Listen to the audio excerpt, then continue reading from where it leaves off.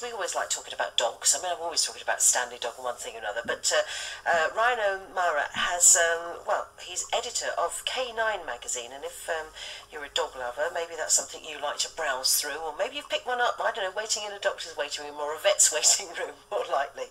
But let's say good evening to Sean. Hello, Sean. Hi, it's Ryan. How you doing? Oh, Ryan. Sorry, I've got Sean's on the brain here. Sean's my less famous brother. Oh, right, okay. Delighted to get a shout out. I know. Well, of course, you've done Dog's Borstal as well, haven't you? I did do Dog Borstal, yes. Dog Borstal, that's right, yeah. I did indeed, yes. It's no longer on the air.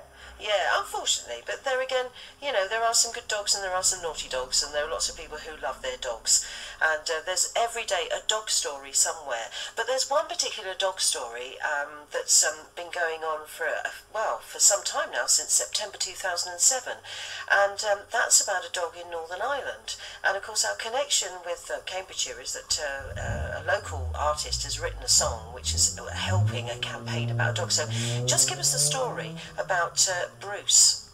Well, Bruce is a Staffordshire Bull Terrier, and that's a breed that many of your listeners will know, and we all know it's a very famous British dog breed, and one that most people would associate with being a very lovely, successful dog. Now, we have in this country, and by this country I mean the United Kingdom, we've got a law called the Dangerous Dogs Act, and the Dangerous Dogs Act, and this is, well, a lot of people don't know exactly what the Dangerous Dogs Act does.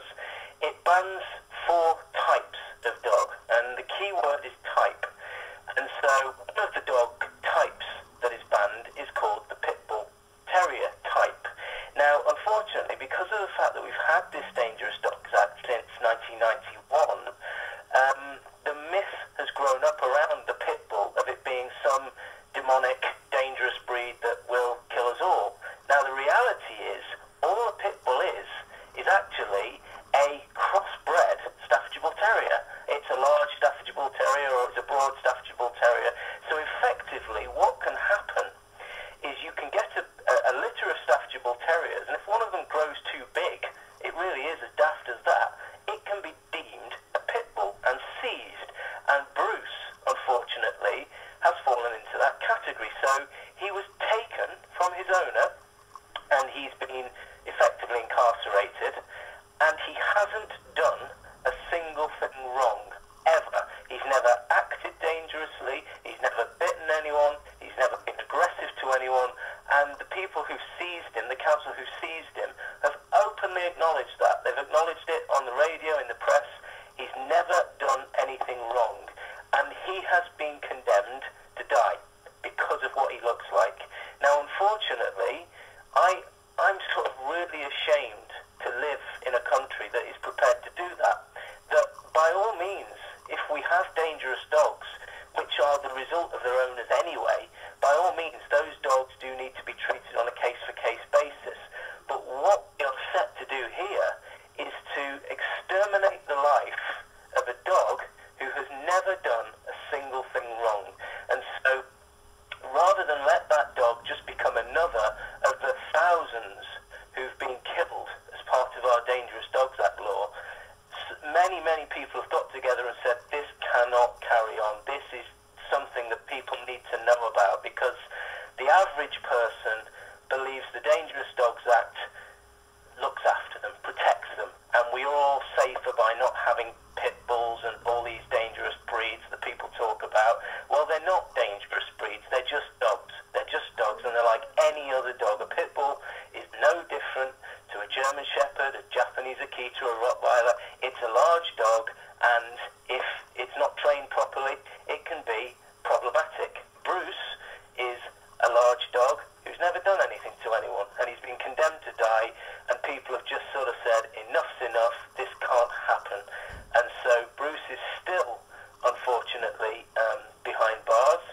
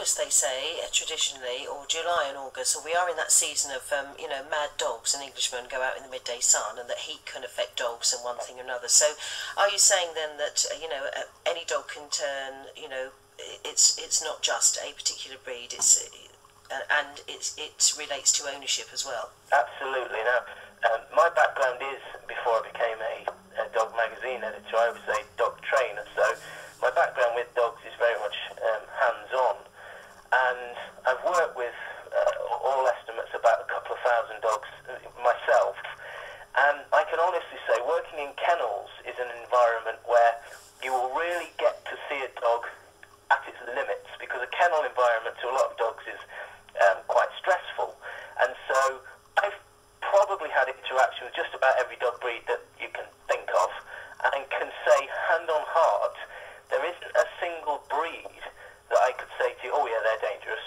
or oh yeah, they're very easy to train. All dogs are individuals, and all dogs, in my opinion, are the product of their upbringing and their environment. And so if you get a Staffordshire Bull Terrier who happens to be nervous, he's just a nervous dog who happens to be a Staffordshire Bull Terrier. And if you get one who happens to be the friendliest dog in the world, he's the friendliest dog in the world.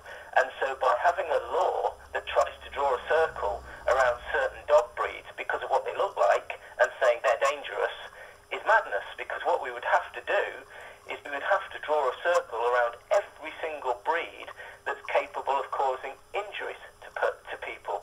Now, the reality is people have died of dog attacks from breeds going all the way down the spectrum as low as Pomeranian. And last year I covered a really tragic story in America, in Utah, of a baby that was killed by a Labrador puppy. And so if we had just one single breed of dog, if we didn't have lots of breeds of dogs, we'd still get dog attacks. And we wouldn't try and fix the problem by trying to identify the dangerous breeds based on what they look like. So it's absolutely true what you just said. It's all about how the dogs are brought up, and it's all about how the dogs are socialised. And in the case of Bruce, his owner's done a good job for him. And unfortunately, this mad law has seen him taken from her and condemned to die. There's just as I came on air, actually, there's a story on the news about two collie-type dogs that have been abandoned, actually. One of them's blind and one does the leading, and they've been... they're in the process of, so many people want to rehome them, and that's the other end of the spectrum, isn't it? People that abandon dogs. Yes. How do we draw, do we draw a circle around people that do that? And there was an awful story earlier that I can't even, it was about a dog being strapped to something and dumped in a river and weighted down so it died, and, just awful, and police are trying to investigate that.